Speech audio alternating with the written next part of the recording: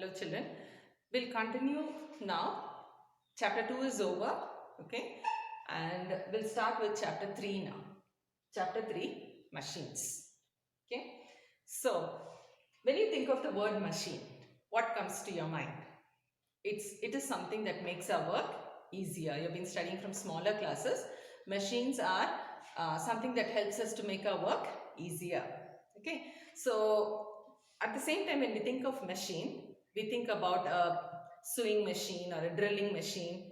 These are complicated machines. Okay.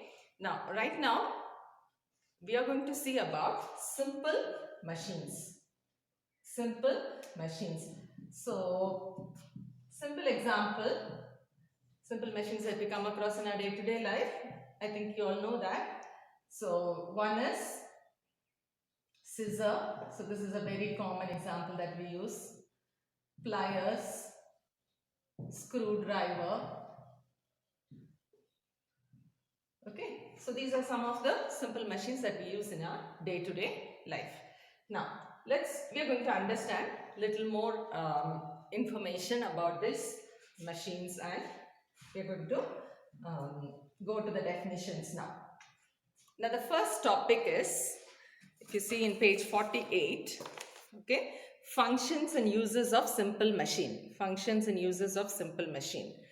Okay, so the question can be, what are the functions and uses of simple machine? So there are 4 functions. The first one is in lifting a heavy load by applying less effort. Less effort. Doing the work with less effort. Okay, so a simple example will be a screw jack. You know what's a screw jack? It is used to when your car tire gets punctured and your dad had to replace it. Okay, he has to lift the car up. He uses a jack. You understand? That helps to lift the car's level up. Then they can remove the punctured tire and put the good one. So screw jack. Now see, lifting a car is a big job. Car is a very heavy thing. So with the use of a jack, it becomes very easy. You apply only less effort and it's able to do the work. Now, before going into the effort and load thing, we'll take a simple example of a scissor.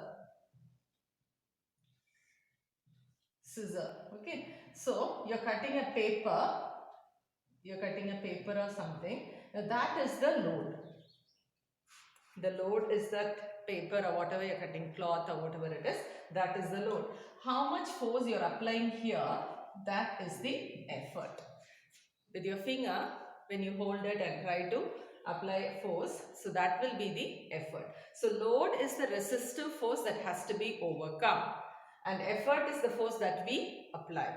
So in this case, lifting the car itself is the load, and whatever pressure you are able to apply, force you are able to apply, that is the effort. So in a screw jack, with less effort, more work can be done or more load can be lifted. Okay, that is the first use of a machine, which is a very common use. Second use, in changing the point of application of effort to a convenient point. Changing the point of application of effort. Point of application of effort. Now, how do you understand this? Take, for example, a cycle. So, you know that in a cycle, you have, so, you know why you pedal. So, you suppose this is your front wheel, this is your rear wheel, okay, and your pedal will be somewhere here, and around the pedal, so suppose this is your pedal, okay, and there is a toothed wheel around here, and there is a toothed wheel around this also. Through a chain, this is connected to this. So through a chain, this is connected to this. Now this is a simple machine. This system of toothed wheel along with the chain is acting as a simple machine. Now, what is the purpose of it? The first thing is, if you remember in the first chapter I said, you can even have your pedal here. You could have even have your pedal here because only this has to be rotated, right? But why do we have your pedal here? To increase the perpendicular distance so that the turning effect will increase. That you saw in the first chapter. So now if you are providing the force at some other point, it has to be transferred to this because I want this wheel to rotate. I want this wheel to rotate. So I use this system of toothed wheel and chain. So using that, I transfer the rotation from here to here. The rotation that I do with the pedal is transferred to this and therefore the wheel rotates. Gear system is another thing, that's another type of machine. I'm not talking about the gear system, I'm talking about the simple toothed wheel. There is a big wheel here, small one here, and through a chain it is attached. Okay, so this is the best example for this application. Changing the point of application of effort. I told you if you put the pedal here, it will be very hard, it won't be convenient. If you put here, it will be convenient. But then I need to transfer it into this one, for which I use this system. So this is the second application of a machine to change the point of application of effort to a convenient point.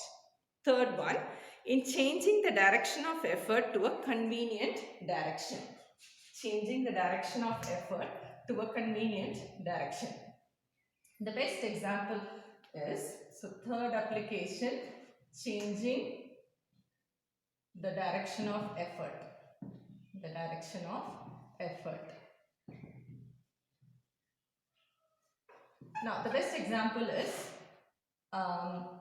drawing water from a well. Suppose, imagine that this is a well and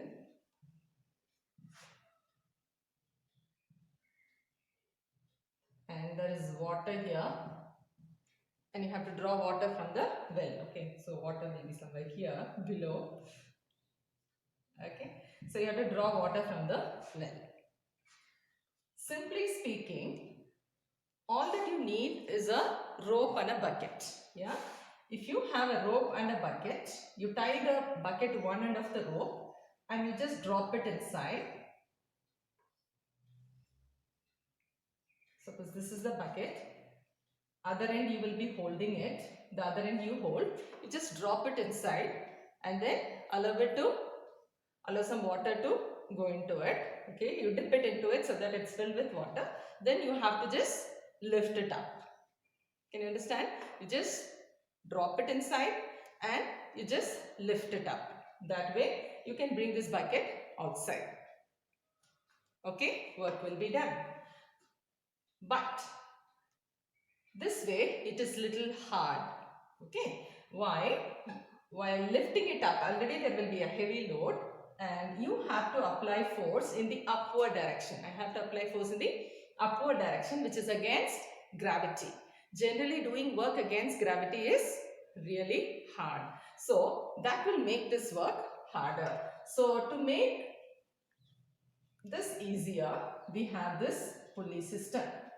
Okay, this example is pulley system. So what you do is, this rope, instead of putting it directly, you just pass it through a pulley and then you hold it here. So what happened? Now you will apply the effort in downward direction. There you are applying it in upward direction. Now you are applying effort in downward direction, which is much more easier than applying it in upward direction. So this is the third example for changing the direction of effort to a convenient direction. Best example could be pulley. Now going to the fourth application, that is for obtaining gain in speed. For obtaining gain in speed. Now take the simple example of scissor. Okay, it is used to cut a paper. Do you think I can cut or tear this paper without scissor? Of course, I can do that, definitely, because it's not a heavy thing, it's such a light thing. Carefully I can tear it off. But why do I need a simple machine for that? Okay, here comes a point called, it helps me to make my work faster. Make my work faster. Faster in what sense? If you see carefully, I'll be moving the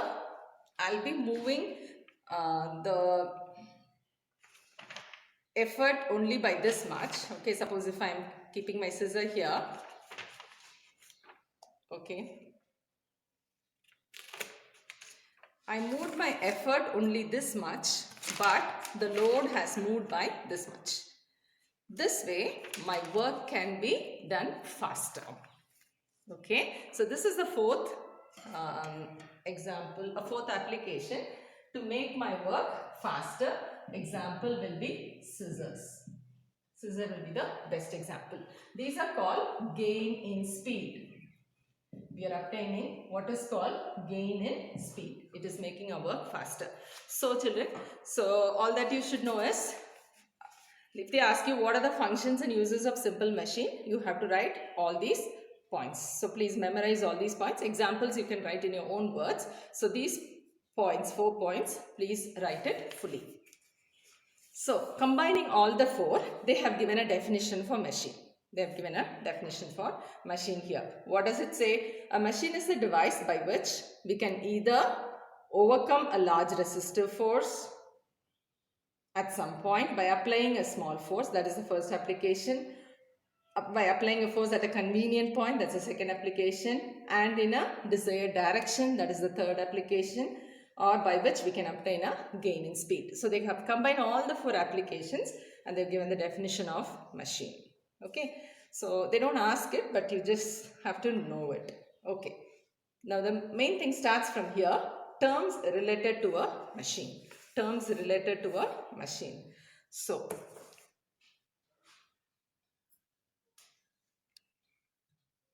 the first term that we are going to see is load.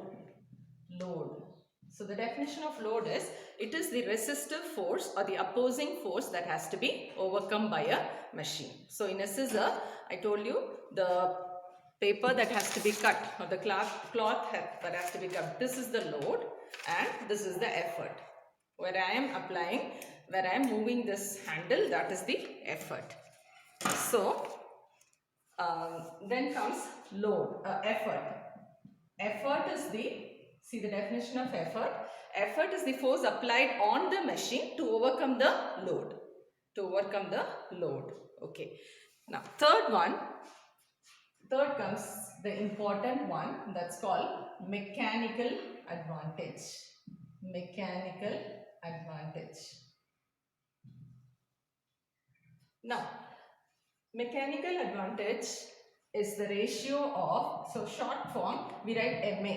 Okay. It is the ratio of load upon effort, load to effort. Ratio of load to effort is the mechanical advantage. Okay. So, remember, load is a force, children. Load is basically a resistive force. Okay. So, it will have Newton or kgf. And this is the force applied on the machine. Force applied, again it is a force. Okay. Now, if I divide load and effort, I'll get a number that gives the mechanical advantage. Okay. Now, for example, suppose the load was 50 Newton and I had to apply only effort of 10 Newton. So, what will be the MA? 5. So, MA, there are 3 possibilities. Okay. Mechanical advantage. There can be 3 possibilities. It can be greater than 1, it can be equal to 1, and it can be less than 1. Okay, in this case it was greater than 1. Suppose I am applying 10 Newton, the load is only 10 Newton, but I am applying 50 Newton. So what will happen? 10 by 50, this will become 1 by 5. Mechanical advantage is 1 by 5, which is less than 1. Sometimes, if both are equal, then mechanical advantage can be equal to 1. Now, all these three will lead to different applications. A machine that is having MA greater than 1. What does it mean? If MA is greater than 1, that means load is greater than effort. Yeah, numerator should be bigger than the denominator. So, this will be working as a force multiplier. Force multiplier means with less force, more work to be done. The first application we saw screw jack.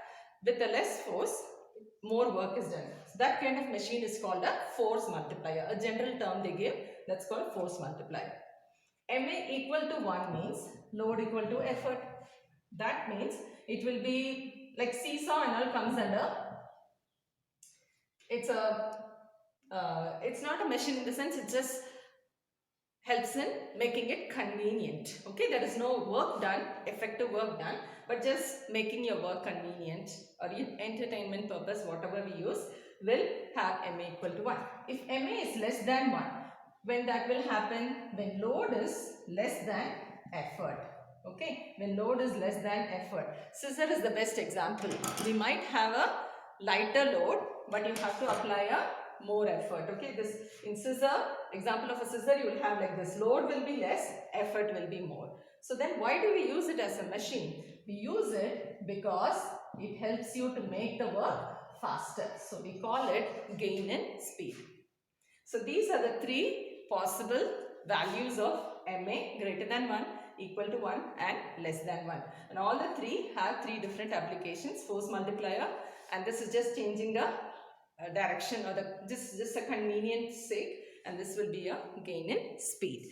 Now all this is given here, given in this paragraph. You can underline it.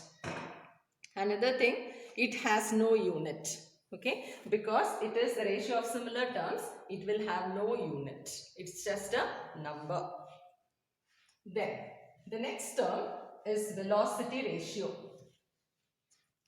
Velocity ratio. These are the two important terms. Mechanical advantage followed by velocity ratio. Now mechanical advantage, we saw load upon effort. Velocity ratio is speed of effort upon speed of load. Velocity of effort, okay, effort will be in the numerator upon velocity of load. That is the basic definition. But velocity can be written as distance moved by effort and distance moved by load. Finding the velocity of effort and load is hard, but another thing that is easy is I can easily find out distance moved by effort. So when I cut this paper, so this is the distance moved by the effort and this is the distance moved by the load. That is easy to calculate, right? So finding velocity might be hard. So we are going to convert it into, velocity is distance upon time.